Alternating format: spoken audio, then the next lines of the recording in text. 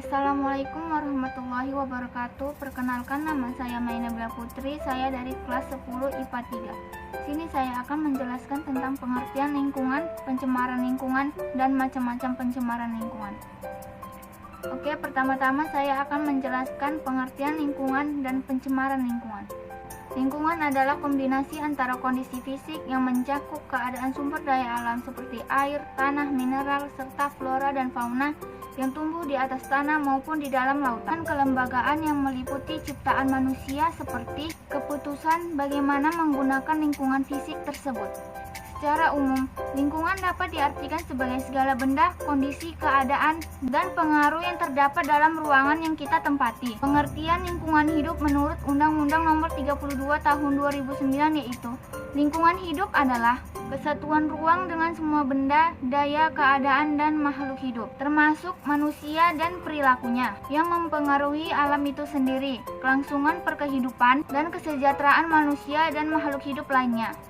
Pencemaran lingkungan atau environmental pollution adalah terkontaminasinya komponen fisik dan biologis dari sistem bumi dan atmosfer sehingga mengganggu keseimbangan ekosistem lingkungan.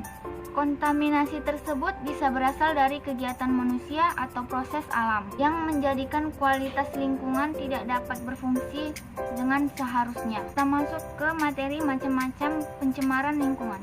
Pada umumnya, pencemaran disebabkan oleh kegiatan manusia dalam pemenuhan kebutuhan hidupnya. Berdasarkan tempat terjadinya, pencemaran lingkungan terbagi menjadi 4 jenis, yaitu pencemaran air, pencemaran tanah, pencemaran udara, dan pencemaran suara.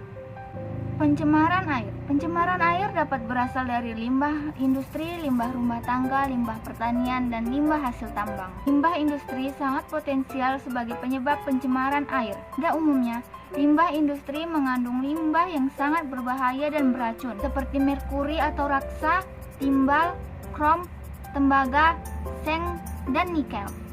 Seperti inilah contoh pencemaran air. Di sini kita lihat banyak sekali sampah di perairan seperti sungai atau danau. Kita lanjut yang kedua, yaitu pencemaran tanah. Pada umumnya pencemaran tanah disebabkan oleh zat-zat kimia yang dibuang ke tanah secara langsung. Selain itu, pencemaran tanah juga dapat disebabkan oleh sampah-sampah anorganik yang tidak dapat diuraikan seperti plastik, kaca, dan bahan logam lainnya. Penggunaan pestisida secara berlebihan juga dapat mengakibatkan pencemaran tanah.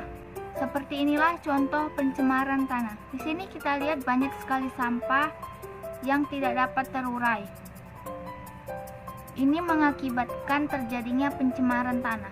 Lanjut yang ketiga, yaitu pencemaran udara. Pencemaran udara dapat berasal dari kegiatan industri, transportasi, perkantoran, dan perumahan. Penyebab utama pencemaran udara adalah banyaknya buangan gas industri secara berlebihan dan asap kendaraan bermotor.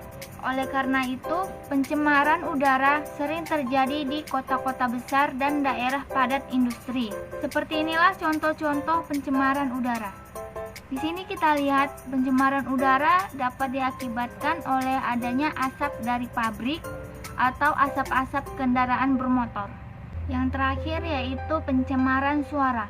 Pencemaran suara adalah gangguan lingkungan yang disebabkan oleh bunyi atau suara yang begitu kuat yang mengakibatkan ketidaktentraman masyarakat di sekitarnya. Pencemaran suara diakibatkan oleh suara-suara bervolume tinggi yang menyebabkan daerah di sekitarnya menjadi bising dan tidak nyaman. Seperti inilah contoh-contoh dari pencemaran suara.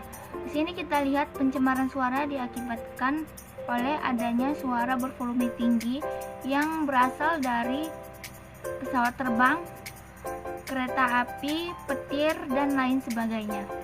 Sekian dari presentasi saya. Mohon maaf jikalau ada kekurangan.